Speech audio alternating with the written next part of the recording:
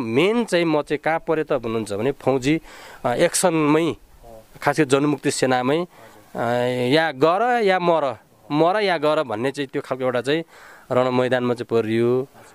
त्यसपछि फेरि पनि चाहिँ अब लडाइँ हुँदै गयो, भीषण चाहिँ लडाइँ भयो, सेनासँग अन्तिम लडाइँ चाहिँ को स्थिति चाहिँ सिर्जना भयो। सेना 3 गिरेमा सेनाको कोल्ड कमान्डो जो कि सबभन्दा राम्रो फोर्स, सबभन्दा राम्रो हतियार चाहिँ बोकेर चाहिँ गएको सेनामाथि हामी जाइ लाग्यौँ। युद्धबाट, रक्तपात युद्धबाट समाज परिवर्तन मात्रै हुन्छ भन्ने कुरा हामीले बुझ्नु चाहिँ गलत हुन्छ। लास्टमा आउँदाखेरि सेनाभित्र हामी पस्न नसक्ने र सेना बाहिर निस्किसकेपछि सेनालाई हामीले नछोड्ने, हामीले जसरी भयो नि उसले सेनालाई चाहिँ हामी नियन्त्रण ल्याइहाल्ने। जस्तै हामी राज्य सत्ताले जनमुक्ति सेनालाई विखण्डन गर्ने कुरा नै उसको मुख्य चाहिँ एउटा चाहिँ उद्देश्य थियो। कति पढ्दै गरेको मान्छेहरू, युवा युवतीहरूलाई हामीले भर्ती गऱ्यौँ त भन्ने कुरा त हाम्रो नेतृत्वलाई थाहा थियो। कतिपय चाहिँ तपाईँको चाहिँ कमान्डर चढ्ने गाडीमा चाहिँ आगो लगाइदिने कुरा, अनि कतिपय चाहिँ ठाउँमा चाहिँ कमान्डरलाई ब्यारेकभित्र नपस्न दिने कुराले चाहिँ कहीँ न कतै केही मिस्टेक चाहिँ गरे कि भन्ने चाहिँ मलाई चाहिँ आशंका चाहिँ पैदा हुन्छ।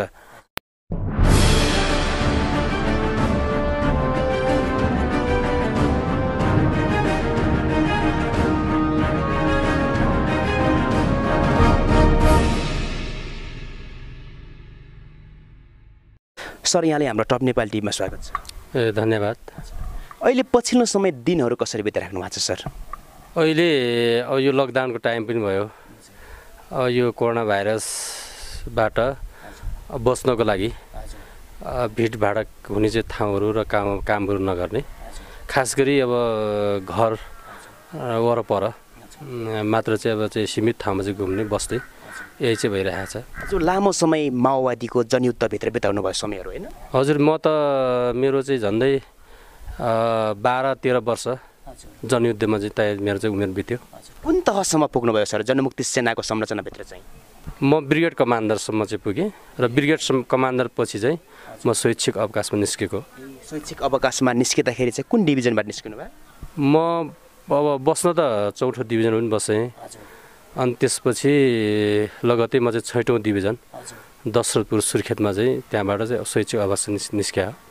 अहिले पछिल्लो समय चाहिँ तत्कालीन माओवादी सम्बद्ध जनमुक्ति सेनाका सिपाहीहरूले चाहिँ हामीलाई तत्कालीन जनयुद्धमा चाहिँ सहभागी बनाइयो होइन, हामीलाई प्रयोग गरियो र हामीलाई अहिले व्यवस्था गरिदिएछ। हाम्रो नेतृत्वबाट, राज्यबाट, हाम्रो कमान्डरहरूबाट चाहिँ हामीलाई वास्ता गरिदिन, हामी यसरी बेवारिसी अवस्थामा छौँ, हामी छटपटाइ राखेका छौँ भन्नुहुन्छ घाइतेहरूले। तपाईँ त ब्रिगेड कमान्डर, तपाईँको दिनचर्या चाहिँ कसरी बितिरहेछ नि? अब यो जुन जनमुक्ति सेनाका साथीहरूले वास्ता गरिएन, जुन अब चाहिँ विभिन्न खालका प्रलोभनबाट जनमुक्ति सेनामा भर्ती गरियो, अन्तत गएर घरमा चाहिँ थन्किनु पर्ने र चाहिँ घरमा चाहिँ रहँदा वास्ता भएन भन्ने चाहिँ कुरा जुन उठाउनु भएको छ, एकदम चाहिँ जायज कुरा उठाउनु भएको छ। किन भन्दा यो राज्य व्यवस्था खास गरी शान्ति प्रक्रियामा चाहिँ नहुनुपर्ने स्थिति, केही चिज पाउँदा केही चिज गुमाउनु पर्ने अवस्था, त्यस्तो खालको परिस्थिति जन्मिएको चाहिँ थियो। त्यो परिस्थितिमा चाहिँ अब आउँदा स्वाभाविक हिसाबले पनि सहमति र सम्झौताको कुराको कार्यान्वयन, निर्णय र कार्यान्वयन गर्नुपर्ने स्थिति थियो। र त्यसको समुच्च रूप चाहिँ मैले बुझेअनुसार कस्तो त भने राज्य सत्ताले जनमुक्ति सेनालाई विखण्डन गर्ने कुरा नै उसको मुख्य चाहिँ एउटा चाहिँ उद्देश्य थियो। त्यो उद्देश्य पुरा गर्नको लागि सेना समायोजनको कुरा र चाहिँ अब स्वैच्छिक अवकाशको चाहिँ एउटा चाहिँ प्रस्ताव चाहिँ प्याकेज चाहिँ अगाडि बढाएको थियो। त्यसले सिधै के कुरा बुझिन्थ्यो त भन्दाखेरि जनमुक्ति सेनालाई विखण्डन गरिदिछ भन्ने कुरा चाहिँ प्रष्ट चाहिँ हुन्थ्यो। सुरजी, तपाईँहरूले यो कुरा क्यान्टोनमेन्टमा बस्दाखेरि किन उठाउनु भएन? तपाईँलाई थाहा हुँदाहुँदै पनि तपाईँहरूलाई लागेको थियो अब जनमुक्ति सेना सिद्धिँदैछ भन्ने कुरा, र पनि त्यो बेलामा तपाईँहरू चुपचाप किन बस्नुभयो? अहिले चाहिँ तल्लो स्तरका सिपाहीहरूले भन्दै हुनुहुन्छ त्यो सेना समायोजन होइन, आत्मसमर्पण गराइयो या चाहिँ हामीलाई चाहिँ त्यहाँ गाभियो भन्ने खालका कुरा गर्नुभएको छ। यस मामिलामा त पहिलो कुरा त अब नेतृत्वसँगको चाहिँ कुरा चाहिँ विषय चाहिँ भए। अब हामीले दशरथपुरमा थुप्रै चाहिँ कुरा चाहिँ उठायौँ। सेना समायोजन सम्बन्धी यो जायज निर्णय चाहिँ भइरहेको चाहिँ छैन। यो चाहिँ जायज निर्णय नहुँदाखेरि भोलि चाहिँ आएर जनमुक्ति सेना विखण्डन हुन्छ। विखण्डन हुने बित्तिकै हामी चाहिँ कमजोर हुन्छौँ। कमजोर भइसकेपछि कमजोर भएको मान्छे संस्थालाई जे गर्दा पनि हुन्छ, त्यो राज्य सत्ताको उद्देश्य चाहिँ थियो। त्यो उद्देश्य चाहिँ पुरा चाहिँ भयो। र खास गरी चाहिँ अब यो सेना समायोजनको चाहिँ जुन एउटा प्रस्ताव चाहिँ थियो त्यो नगरी नहुनुपर्ने अवस्था चाहिँ थियो। त्यहीँनिर चाहिँ मिस्टेक चाहिँ कहाँनिर चाहिँ भइदियो त भने कतिपय 52-53 सालको जनयुद्धमा जनयुद्ध घोषणा भइसकेपछि त्यो टाइममा जनमुक्ति सेनामा भर्ती हुने जुन हाम्रा चाहिँ अब जनमुक्ति सेनाका साथीहरू थिए, उहाँहरूले पूर्ण रूपमा चाहिँ शिक्षित भएर पढेर एउटा चाहिँ भनौँ न एउटा शिक्षाको प्रमाणपत्र हात नपारिसकेका अवस्थामा उनी भर्ती भएका चाहिँ थिए। र त्यो भर्ती भएको कुरा चाहिँ नेतृत्वले के बुझ्नु पर्थ्यो त भन्दाखेरि हाम्रो संस्थामा भएका जनमुक्ति सेनाका साथीहरूले यो प्रमाणपत्र हात पारेका छैनन्। त्यस कारणले गर्दाखेरि हामीले यो समायोजनमा एउटा क्याटेगोराइज कि चाहिँ जनमुक्ति सेना 52 सालमा चाहिँ 53 सालमा भर्ती हुँदाखेरि स्वभावैले पनि 16-17 वर्षका चाहिँ मान्छेहरू चाहिँ थिए, युवा युवती थिए, एसएलसी चाहिँ गरेको चाहिँ छैनन् भन्ने कुरा चाहिँ उहाँहरूलाई चाहिँ थाहा थियो। थाहा हुँदै पनि भन्दियो के त भन्दाखेरि जुन समायोजनमा चाहिँ जाँदा जुन हैसियत जुन जस्तै ब्रिगेड कमान्डर अनि डिभिजन कमान्डर अनि त्यसपछि लिएर बटालियन कमान्डर, बटालियन भिसी, कम्पनी कमान्डर जुन जुन र्याङ्कमा चाहिँ यो एउटा पोस्टिङ एउटा चाहिँ जिम्मेवारी पाएका चाहिँ थिए, उनीहरूले सेनामा लग्दाखेरि एउटा यो भर्ती हुँदाखेरिको एसएलसीको कुरालाई मुख्य बनाइयो। मुख्य शैक्षिक योग्यतालाई मुख्य बनाएर जाँदा स्वभावैले पनि जनमुक्ति सेनाका अधिकांश कमान्डर, अधिकांश चाहिँ सदस्यहरू एसएलसी गरेका चाहिँ थिएनन्। त्यो एसएलसी नगरेकोले गर्दाखेरि अहिले चाहिँ आएर हामी चाहिँ त्यहाँ सेनामा चाहिँ जाँदा हिमोलेसनका साथ जानुभन्दा हामी चाहिँ घरतिर फर्किनु सिवाय अरू हुँदैन भनेर बाध्य भएर शैक्षिक अवकाशमा निस्किनु पर्ने स्थिति भयो।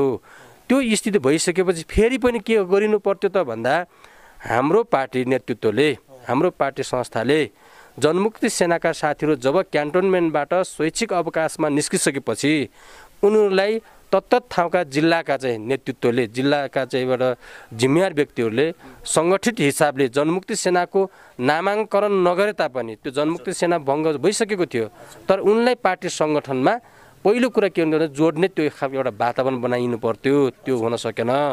अनि दोस्रो के भयो त भन्नुहुन्छ भने स्वयं जनमुक्ति सेनाका हामी साथीहरूले पार्टी सङ्गठनमा गएर सङ्गठित एउटा चाहिँ एउटा सङ्गठितको लागि चाहिँ नेतृत्वसँग चाहिँ दिन प्रतिदिन कुरा गरिनु पर्थ्यो। त्यो भएन।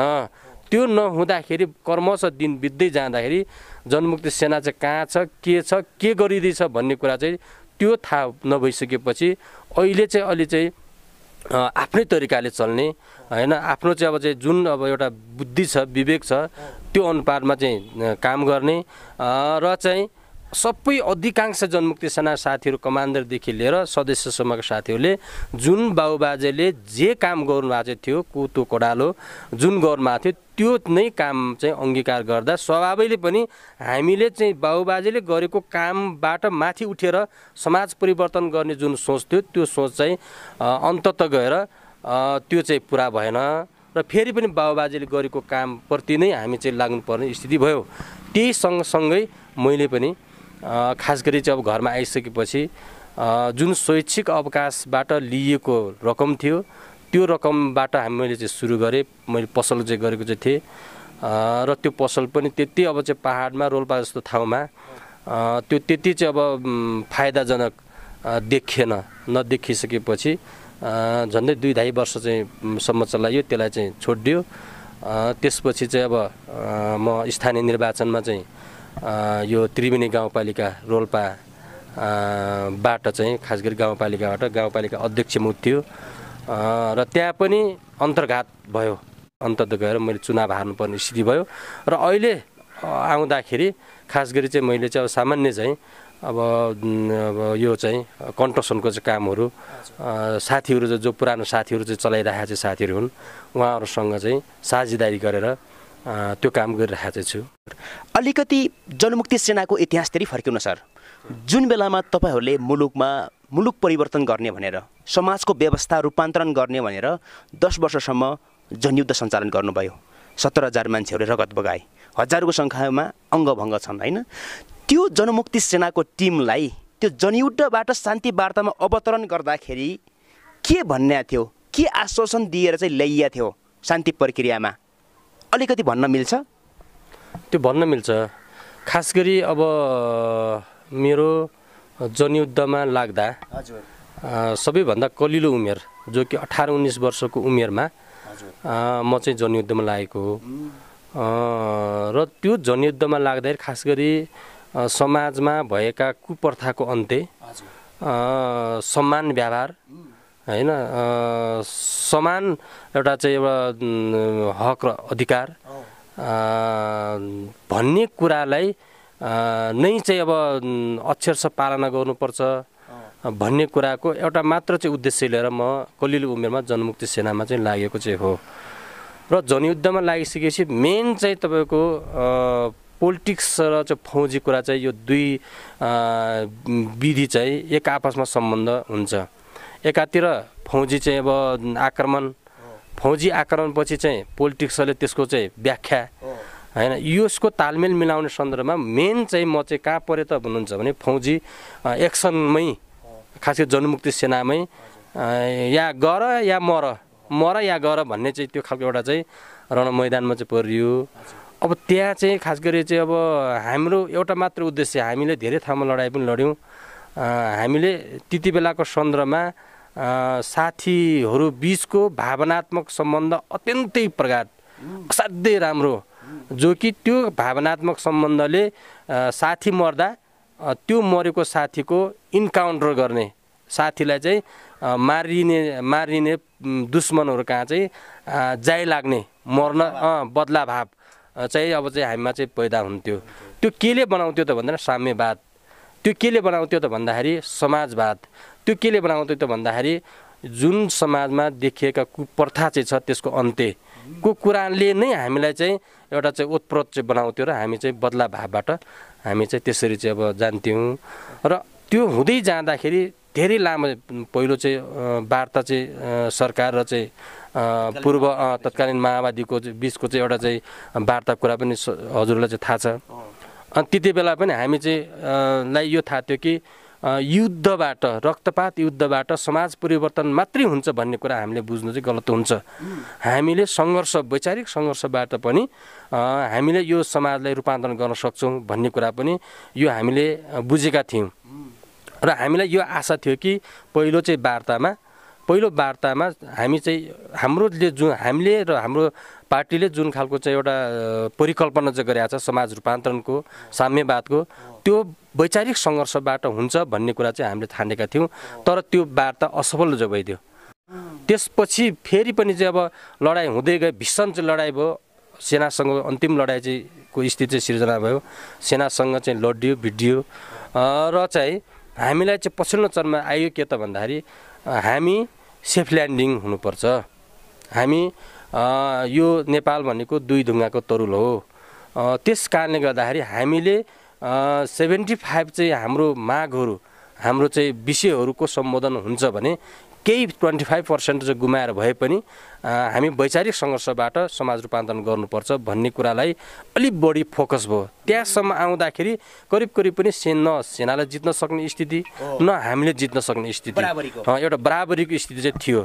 ब्यारेकभित्र चाहिँ हामी पस्न नसक्ने, धेरै ठाउँहरूमा हामी चाहिँ असफल पनि भएको कुरा सत्य हो होइन। जस्तै खारामा चाहिँ हामी असफल भएकै हो। पहिलो खारा, दोस्रो खारा, अनि त्यसपछि लिएर चाहिँ तपाईँको चाहिँ कपुरकोटमै जाउँ, त्यहाँ पनि हामी असफल भएकै हो होइन। त्यस्तै गरेर हामी केही ठाउँहरूमा हामी असफल बेहोऱ्यौँ। तर त्यो असफलसँगै हामीले चाहिँ सफलता पनि हासिल गऱ्यौँ। हामी अछाममा गयौँ, घोराइमा गयौँ होइन, हामी चाहिँ गाममै गयौँ होइन। धेरै ठाउँहरूमा हामीले चाहिँ क्याम्पमा चाहिँ कब्जा गर्ने पनि सफल भयौँ। र चाहिँ हुँदै जाँदाखेरि लास्टमा आउँदाखेरि सेनाभित्र हामी पस्न नसक्ने र सेना बाहिर निस्किसकेपछि सेनालाई हामीले नछोड्ने, हामीले जसरी भयो भने उसलाई सेनालाई चाहिँ हामी नियन्त्रण ल्याइहाल्ने। जस्तै हामी तिनगिरीमा चाहिँ जाउँ, 3 गिरेमा सेनाको कोल्ड कमान्डो जो कि सबभन्दा राम्रो फोर्स सबभन्दा राम्रो हतियार चाहिँ बोकेर चाहिँ गएको सेनामाथि हामी जाइ लाग्यौँ। त्यहाँ जाइ लाग्दाखेरि हामीले धेरै सफलता चाहिँ हासिल गर्यौँ भन्दा सरकार पक्षले पनि के बुझ्यो त भन्दाखेरि अब बाहिर ननिस्किने हो भन्दा हामी चलखेल गर्न कसरी सक्छौँ र सक्ने स्थिति भएन त्यो भन्ने कुरा सरकारलाई पनि चाहिँ त्यो महसुस भयो र हामीलाई पनि के महसुस भयो त भन्दाखेरि हामी भित्र नजान सक्ने स्थिति बन्यो। थुप्रै चाहिँ एउटा खालको भनौँ न अब चाहिँ अस्ट्याकलहरू चाहिँ त्यहाँ चाहिँ अब खडा गरिए। स्वाभाविकले पनि युद्धको एउटा चाहिँ थ्योरी त त्यो पनि हो। त्यसले गर्दा अब यो हाम्रो चाहिँ पार्टी हाम्रो चाहिँ अब भनौँ पूर्व नेकपा माओवादीले पनि शान्ति प्रक्रियाको विकल्प चाहिँ अरू छैन भन्ने चाहिँ कुरा चाहिँ बुझेर शान्ति प्रक्रियामा चाहिँ आएको। त्यो नआइ नहुने स्थिति पनि चाहिँ पैदा चाहिँ भएको थियो हाम्रोमा पनि र यता सरकार पक्षमा पनि थियो। त्यति बेला सेना समायोजनका केही गन्धहरू थिएछ त्यति बेलामा मापदण्ड यस्ता हुन्छन् र भोलि हामी जनमुक्ति सेनाहरू चाहिँ यसरी समायोजन होला भन्ने केही कुराहरू थिएछ। यो विषयमा चाहिँ दुईटा सेना शान्ति प्रक्रिया चाहिँ पछि पनि रहन सक्दैन र चाहिँ दुईवटा सेनालाई एउटा सेना बनाएपछि मात्र शान्ति प्रक्रियाको उच्च रूप चाहिँ त्यो सक्सेस हुन्छ।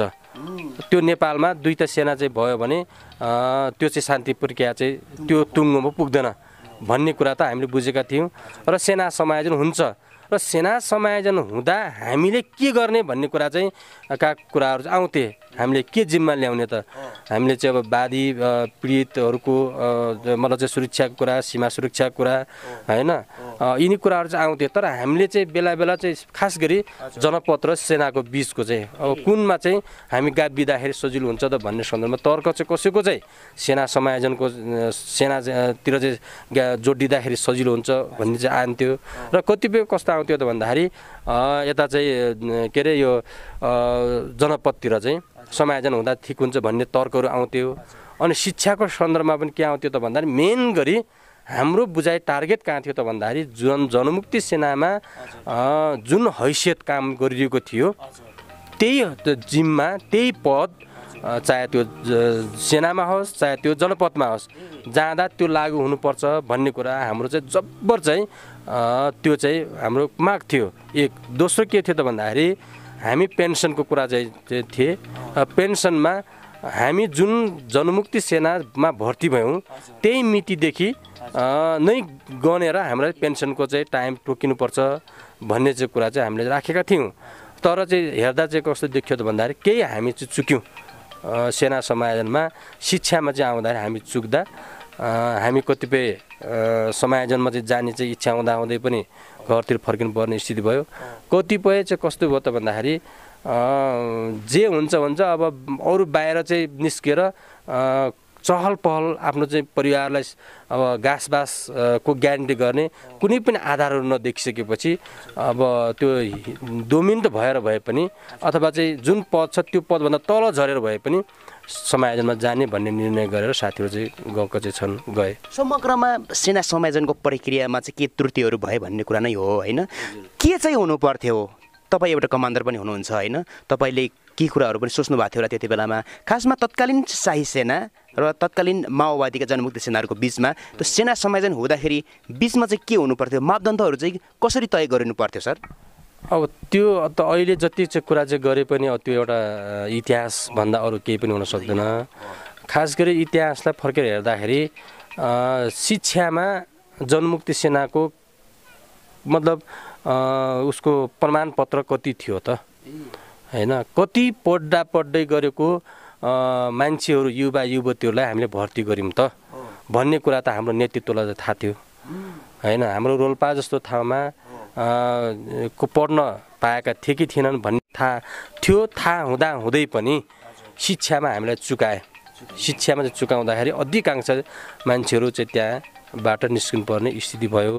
यही कुरा नि सर अहिले पछिल्लो समय तपाईँहरूका सिपाहीहरू त्यति बेलामा जनमुक्ति सेनाका तल्लो स्तरका सिपाहीहरूको गुनासो के छ भन्नुहुन्छ भने त्यति बेलामा जुन बेलामा हामीलाई युद्धमा जाँदैथ्यौँ हामीहरू त्यति बेलामा शैक्षिक योग्यता खोजिएन त कति पढ्छस् भनेर सोधेनन् हामीलाई कमान्डरहरूले नेताहरूले हैन। जुन बेलामा हामी युद्धमा बन्दुक पड्काउनु पर्थ्यो त्यो बेलामा हात भाँचिएको छ कि खुट्टा भाँचिएको छ कि के अपाङ्ग छ सोधिएन। तर जुन बेलामा पछाडि शान्ति प्रक्रियामा आइसके पछाडि समायोजनको प्रक्रियामा चाहिँ शैक्षिक योग्यताहरू खोजियो, हाम्रो उचाइ नापियो, दौड्न लगाइयो, छाती तन्काउन लगाइयो, गलत गर्यो नेतृत्वले, किन हामीमाथि यत्रोको अन्याय गर्यो भन्ने छ। तपाईँहरू जस्ता अलिकति उच्च लेभलका कमान्डरहरूलाई थाहा थियो होला, माथिल्लो तहको यो के बाध्यता थियो सर? यस्तो चाहिँ माथिल्लो चाहिँ तहको चाहिँ कमान्डरको चाहिँ के बाध्यता थियो त्यो एउटा पाटो भयो। र खास गरी चाहिँ अब जुन अब सेना समायोजनमा छाती नाप्ने, उचाइ नाप्ने, शिक्षा नाप्ने होइन, र चाहिँ अब जनयुद्धमा चाहिँ लाग्दा त्यो मलाई चाहिँ नखोजिने भन्ने जुन खालका साथीहरूले चाहिँ कुरा उठाए, यो जायज कुरा चाहिँ उठाएका छन्। त्यही भएर मैले यहाँनिर भने कि नेतृत्वले शिक्षा सम्बन्धी ध्यान दिएन। हामीले चाहिँ काठमाडौँमा पनि चाहिँ कुरा उठायौँ, शिक्षा सम्बन्धी चाहिँ ध्यान नदिँदाखेरि नै त्यहाँबाट अब जनमुक्ति सेनामा एउटा खालको चाहिँ धर्मराज चाहिँ पैदा चाहिँ भएको चाहिँ हो। र हामीले कुरा त उठाएकै हौँ, शिक्षामा भएन, हामीले एसएलसी गरेका चाहिँ छैनौँ। शिक्षालाई कम्तीमा पनि के गर्नु पर्यो त भन्दाखेरि सरकारले त गर्थ्यो होइन। सरकार भनेकै के हो त भने विद्वानहरूको अथवा चाहिँ पढे लेखाकाहरूको र चाहिँ त्यो सेना प्रहरीमा चाहिँ त्यही थियो कि मापदण्ड अनुसार आएको थियो। उनले त स्वाभाविक रूपमा भन्ने चाहिँ थिए र चाहिँ त्यहाँ समायोजनमा चाहिँ जाँदाखेरि त्यो मापदण्ड त पुरा गर्नै पर्थ्यो। हाइट र उचाइको कुरा चाहिँ लिनु पर्थ्यो। उनीहरूले चाहिँ किन प्रस्ताव चाहिँ अगाडि सारे भन्ने कुरा त मिल्दैन। त्यो त किनभने सेनाको चाहिँ र चाहिँ यो नेपालको होइन चाहिँ प्रहरीको यो मापदण्डभित्रको कुरा चाहिँ रह्यो होइन। तर कुरा कहाँनिर शिक्षामा चाहिँ जाँदाखेरि पहिलो चाहिँ नचुक्नु पर्थ्यो। त्यहाँ चाहिँ नचुकेर चाहिँ गइदिएको भए अधिकांश साथीहरू चाहिँ जान्थे, अधिकांश साथीहरू समायोजनमा हुन्थे। अहिले चाहिँ अब चाहिँ तपाईँहरू उनीहरू समायोजनबाट पनि पेन्सन भएर निस्किन्थे। अब त्यहीँनिर चाहिँ मुख्य चाहिँ चुके भन्ने कुरा मैले चाहिँ ठानेको हुँ। अनि अहिले चाहिँ सुन्नमा के आउँछ भने तत्कालीन जनमुक्ति सेनाहरू, जनसेनाका कमान्डरहरू चाहिँ शान्ति प्रक्रियामा आइसके पछाडि ब्यारेकीकरण भइसके पछाडि चाहिँ मोजमस्तीमा लागे, धेरैजना बिग्रे भन्ने खालको आरोप पनि छ। तपाईँ जस्ता कमान्डरहरूले स्वीकार गर्नुहुन्छ यो प्रश्न? अब यो विषयमा चाहिँ अब मलाई कस्तो लाग्छ भने म पनि अन्तिमसम्म म ब्यारेकमा चाहिँ बसेर म निस्किएको एउटा कमान्डर हो। मैले मेरो सिराबाट चाहिँ हजुरका चाहिँ कुरा राख्दाखेरि भन्दाखेरि यदि म जनमुक्ति सेनाको कमान्डर भाले उनीहरूको बिचमा उनकै बिचबाट जनमुक्ति सेना र समाजलाई चाहिँ अपच्य हुने चाहिँ खालको केही कुनै काम गरिएको भए कहीँ न कहीँ चाहिँ मलाई पनि यो वा त्यो रूपमा चाहिँ आरोप र आक्षेप चाहिँ लाग्थ्यो। तर म यो मानेमा ढुक्क छु कि म जनमुक्ति सेनामा चाहिँ रहँदाखेरि म 6औं डिभिजन दशरथपुरमा बस्दाखेरि पनि एजेहोल हाम्रो डिभिजन कमान्डर उहाँ पनि चाहिँ हुन्न थियो, डिभिजन बिसी उहाँ पनि हुन्न थियो, अन्य ब्रिगेड कमान्डरहरू पनि उहाँहरू पनि हुन्न थियो। र चाहिँ हामीले ती ब्रिगेडहरूलाई एक ठाउँमा केन्द्रित गरेर जुन प्रमाणीकरणमा चाहिँ पास भएका जनमुक्ति सेनालाई केन्द्रित गरेर कमान्ड गर्ने जिम्मा लिएको थिएँ। र त्यो टाइममा मलाई कहीँ कतैबाट पनि जनमुक्ति सेनाको एउटा सदस्यले अपमान चाहिँ गरेन। त्यस कारणले म विश्वस्त के छु त भन्दाखेरि मैले मेरो ठाउँबाट नगरिसकेपछि अरूले पनि गरेनन् कि भन्ने चाहिँ कुरा चाहिँ मैले ठान्छु। तर फेरि पनि मलाई शङ्का र आशंका कहाँ पैदा हुन्छ त भने कतिपय ठाउँमा चाहिँ कमान्डरको आगो घर बस्ने चाहिँ घर आगो लगाउने कुरा, कतिपय चाहिँ तपाईँको चाहिँ कमान्डर चढ्ने गाडीमा चाहिँ आगो लगाइदिने कुरा, अनि कतिपय चाहिँ ठाउँमा चाहिँ कमान्डरलाई ब्यारेकभित्र नपस्न दिने कुराले चाहिँ कहीँ न कतै केही मिस्टेक चाहिँ गरे कि भन्ने चाहिँ मलाई चाहिँ आशंका चाहिँ पैदा हुन्छ। त्यसले गर्दाखेरि अब मेरै सन्दर्भमा चाहिँ हेर्दाखेरि म चाहिँ लास्टसम्म चाहिँ हजुरसँग चाहिँ कुरा चाहिँ भइरहेको छ गरेँ। मलाई चाहिँ कहीँ कतै त्यस्तो खालको चाहिँ भएन। म घर फर्किसकेपछि पनि पार्टी भनेको अन्तरसङ्घर्ष को एउटा चाहिँ अन्तरसङ्घर्षको चाहिँ एउटा जीवन हो होइन। म यहाँ फर्किसकेपछि म यो रोल्पामा फर्किसकेपछि पनि म धेरै चाहिँ कुरामा म अन्तरसङ्घर्ष गरेँ। म अन्तरसङ्घर्ष गरेमा म पछि पर्दैन। म चाहिँ जायज कुरा चाहिँ भयो भनेपछि अब त्यसलाई चाहिँ भनिहाल्ने होइन। अब त्यो कहाँ चाहिँ नझुक्ने खालको एउटा चाहिँ मेरो एउटा ह्याबिट भनौँ कि अथवा चाहिँ नेचर भनौँ कि अब के भनौँ त्यो हुने भएले गर्दा मैले धेरै चाहिँ रोल्पामा आइसकेपछि पनि मेरा चाहिँ सानादेखि ठुलासम्मका चाहिँ केही समाजमा नपच्ने खालका चाहिँ विषयहरू उत्थान भइसकेपछि त्यहाँ पनि म चाहिँ खरो रूपमा उत्रेँ। खरो रूपमा उत्रिसकेपछि पनि म चाहिँ यहाँ अहिलेसम्म आउँदाखेरि त्यस्तो म माथिका कुनै चाहिँ त्यस्तो खालको आक्षेपहरू भन्ने मान्छेहरूले मलाई चाहिँ म ब्यारेबाट निस्किसकेपछि मैले चाहिँ एउटा बङ्गुर फर्म चलाएको थिएँ। बङ्गुर फर्म चाहिँ चलाउँदाखेरि मेरो 5वटा चाहिँ माउ बङ्गुर थिए। एउटा चाहिँ एउटा भनौँ न अब चाहिँ बेयर चाहिँ मलाई चाहिँ यो के अरे बेलन चाहिँ एउटा बङ्गुर थियो र चाहिँ त्यहीकै बिचबाट मेरो चाहिँ अब फर्ममा पनि कतिपय विषादी प्रयोग गरेर बङ्गुर पनि मार्दै हैन। अनि त्यसपछि लिएर त्यो बङ्गुर चाहिँ अब को चाहिँ दाना ल्याउनलाई चाहिँ बजारमा जानुपर्ने हैन, होटलमा गएर त्यो दाना बोक्नुपर्ने, कतिपय बोलर मरा तिन लिएर चाहिँ आउनुपर्ने, हालिदिनु पर्ने ब्रिगेड कमान्डर म चाहिँ मान्छेले। अनि त्यसै मलाई त्यो बिचमा चाहिँ आउँथ्यो यो त्यो रूपमा चाहिँ ब्रिगेड कमान्डरले पैसा थुप्रै चाहिँ खाएर आए भन्ने चाहिँ कुरा चाहिँ यो त्यो रूपमा मेरो कानमा पस्थ्यो र मैले चाहिँ भन्थेँ कि ठिक छ अब त्यो माथि चाहिँ मैले खण्डन गर्नु मेरो चाहिँ म गर्न सक्दैन, कुन शब्दले म खण्डन गरौँ, तर मान्छेलाई ठिक छ वा छैन भन्ने कुराको कोसी भनेको व्यवहार हो। मैले यदि ब्रिगेड कमान्डर चाहिँ भइसकेपछि थुप्रै पैसाको चाहिँ अब चलखेल चाहिँ गरेका चाहिँ थिएँ भने म अहिले आएर बङ्गुर पाल्ने अवस्थामा चाहिँ हुन्न थिएँ र म अहिले चाहिँ आएर तपाईँको चाहिँ अब बङ्गुरको दाना चाहिँ खोज्ने अवस्थामा थिएन। म छुट्टै ढङ्गले परिणत हुन्थेँ। तर म अहिले बङ्गुरको दानाको लागि चाहिँ तपाईँहरूको चाहिँ होटलहरूमा जाने भात लिएर चाहिँ गइरहेको छु, मर्या बोइलर लिएर चाहिँ बङ्गुरलाई खुवाइदिइरहेको छु हैन। भने यसले पनि के देखाउँछ त भने मैले भन्नुभन्दा पनि पहिले तपाईँहरूले बुझ्नुपर्ने कुरा चाहिँ के त भन्दा यसले पैसा चाहिँ कमाएर आउँथ्यो भने यसले त त्यो पैसाले अरू चाहिँ मान्छेहरू लगाएर चाहिँ दाना खोज्न लगाउँथ्यो हैन, र यो चाहिँ बङ्गुरको दिशामा चाहिँ यो चाहिँ रम्ने थिएन भन्ने कुरा चाहिँ बुझिदिनु पऱ्यो भनेर मैले 1-2 ठाउँ चाहिँ भने म चाहिँ धेरै मान्छेहरू त्यस्ता खालको कुराहरू हालेँ, तर म त्यसमा चाहिँ बहकिएन।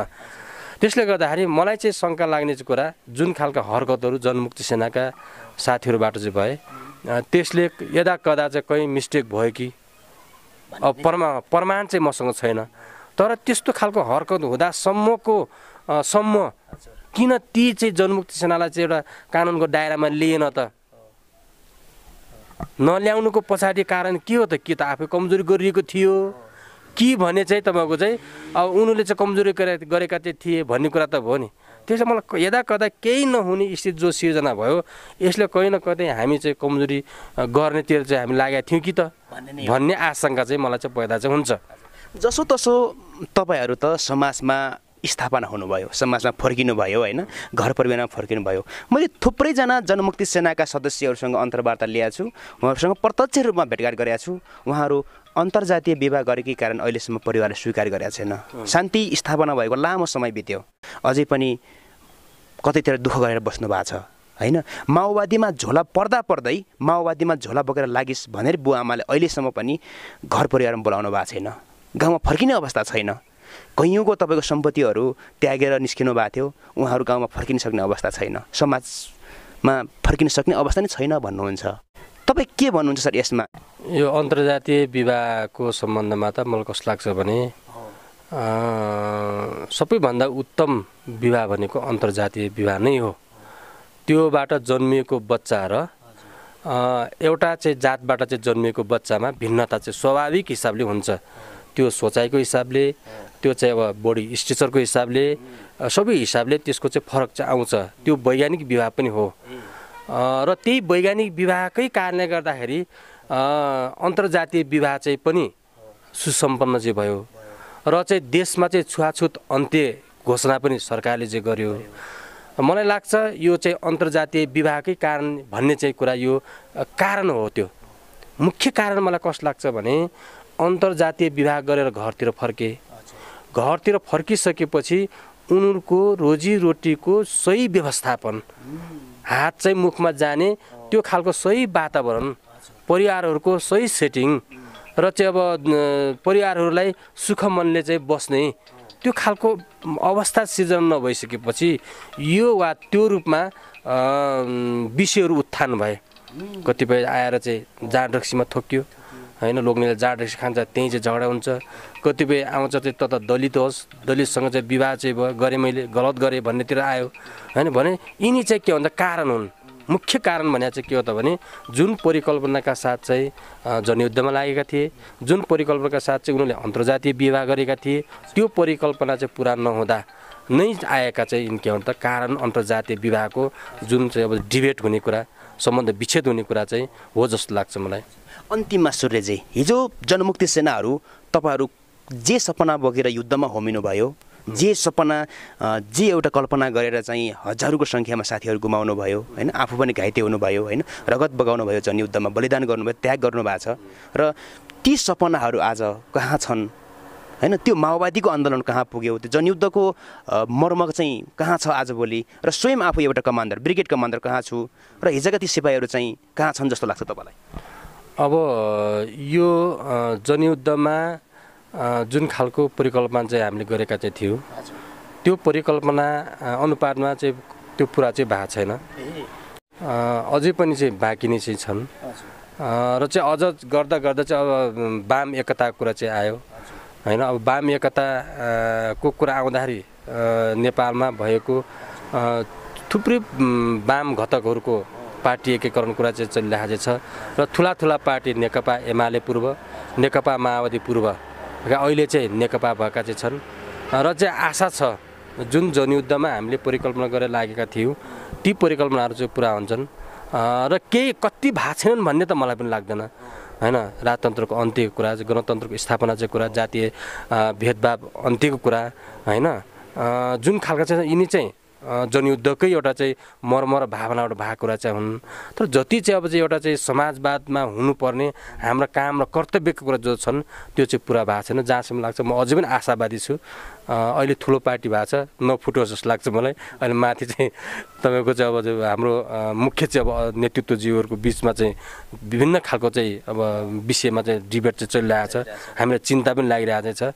जहाँसम्म लाग्छ मिल्नुहुन्छ, मिलेर जुन खालको चाहिँ मर्म र भावनाका साथ हामी चाहिँ हाम फालेका चाहिँ थियौँ, रगत बगाएका थियौँ, शहीद भएका चाहिँ भएका छन्, त्यो पुरा हुन्छ भन्ने चाहिँ मैले आशा गरिरहेको छु।